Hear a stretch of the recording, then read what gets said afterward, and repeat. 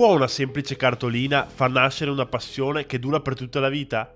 A quanto pare sì, e a dimostrarlo, qualora ce ne fosse bisogno, c'è la storia di Augusto Gallonetto, imprenditore di Ponte della Priula, che da oltre 30 anni colleziona vecchie cartoline e foto storiche.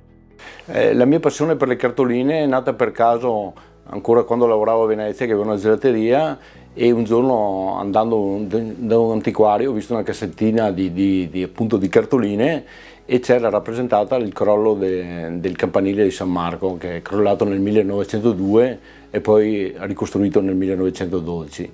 E da là è scaturito qualcosa a testa mia, questa passione di raccogliere appunto delle vecchie immagini del nostro territorio per vedere come eravamo 100 anni fa, che è cambiato completamente da come sono adesso, insomma. Ormai ho perso il conto, ma diverse migliaia, non so quante, non so quantificarle veramente. Ma una passione innata, un qualcosa, il piacere dell'antico, del passato, che purtroppo abbiamo perso completamente adesso, pensiamo solamente al domani. Io penso invece a quello che succedeva ancora qualche anno fa, che non dobbiamo dimenticarlo. Non ho una cartolina in particolare, ne ho tante in particolare, non ne ho una in particolare, sono tutte che mi creano delle emozioni differenti e qualcosa, e ognuna di loro mi dà qualcosa.